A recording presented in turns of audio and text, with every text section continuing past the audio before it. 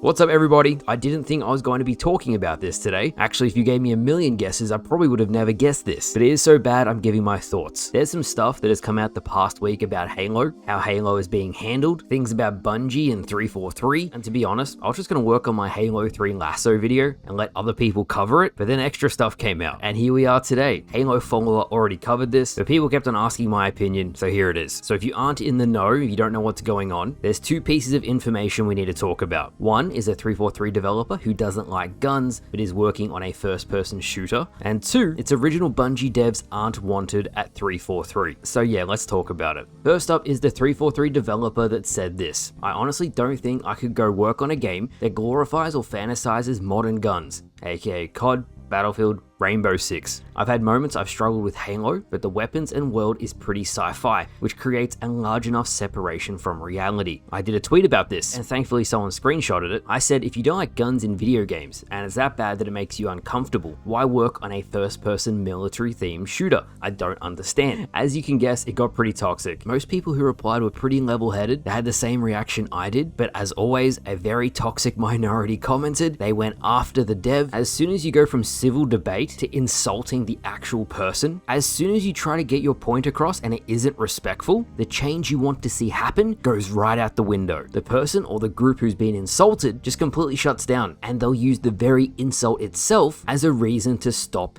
change. Now, going back to the paragraph and what was said, take Halo out of the equation. If I was hiring someone for a first-person shooter and you don't like guns, and it's to the point where it does make you uncomfortable, to me, the person who's hiring you, that's a conflict of interest. If guns make you that uncomfortable, then maybe working on a game that is a first-person shooter isn't the right game for you. You can be a game dev in other genres, but one that has so many human-themed weapons. A lot of people were upset by this. Now, if Halo was doing well, the franchise was thriving, I don't think anyone would really care. Of course, people would think it's an odd thing to say, but with how rough it's been for the entire Halo community, to many fans, and I've seen them comment it is just the next episode in a long line of frustrating things to see. This all stems from the franchise not doing well. Every Halo fan wants the series to thrive, and people get rightfully fed up. So when they see a paragraph like this, they all think, what is 343 doing? Now, speaking of what is 343 doing, and I wasn't going to cover this until Marcus Leto himself liked it, co-creator of Halo, and to me,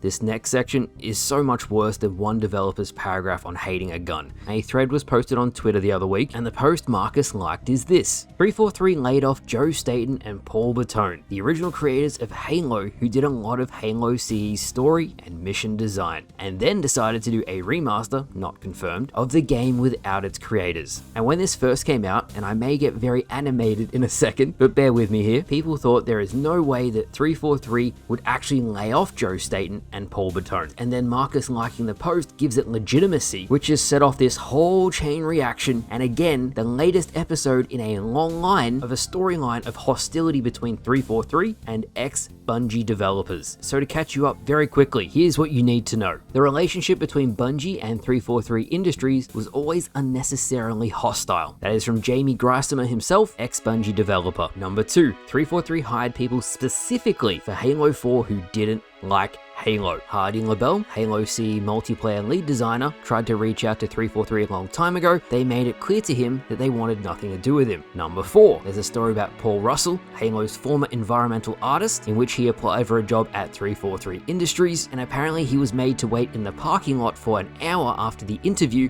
He was told, sorry, no Bungie people. And then today, number 5, apparently Joe Staten and Paul Bertone were laid off for one reason or another from working at 343. And here comes the part where I wrap it up all into a nice little bow, and you're like, wow, Remy, you make some great points. Now, if all of this is true, there is at least 50 years experience between all of those Bungie developers I have mentioned, if not more than that. And if true, and they were told they can't have a job working on Halo, but then you hire somebody who doesn't like guns, that is the reason why people get pissed off. There was even people saying, and I couldn't confirm this, but I wouldn't be doing my due diligence if I didn't at least mention it, saying that Marcus Leto, co-creator of Halo, was also not wanted either. These guys pioneered Halo, and we are never going to hear definitively what really happened behind closed doors, but I can tell you one thing for sure. Marcus Leto would never like that tweet if it wasn't true. Why would he? He's got no reason to lie. Now, putting myself in Microsoft's shoes for a moment, how would you move Halo forward from here? Well, if it was up to me, I would give the original Bungie developers their own project. If they want to work on Halo and 343 doesn't want to work with them, get the whole band back together. Give them a side project. Let them work on something they're passionate about. Give them the resources and say have at it. 343 can work on their thing, Certain Affinity can work on their thing, and then we have 3 main developers, kind of like Call of Duty with Sledgehammer,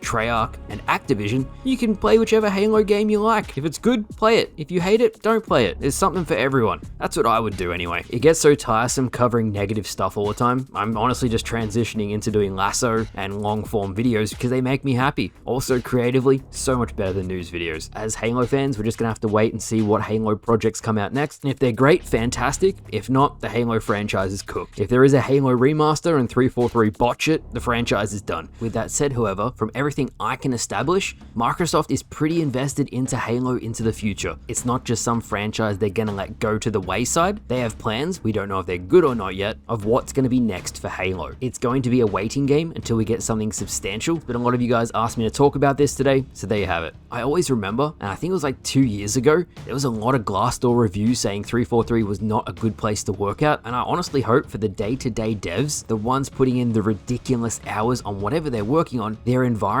their experience is much better. So that's all I really wanted to say. You guys can let me know what you think down in the comments below. Thank you guys for watching as usual. Halo 3 Lasso editing starts tomorrow. I'll see you guys later.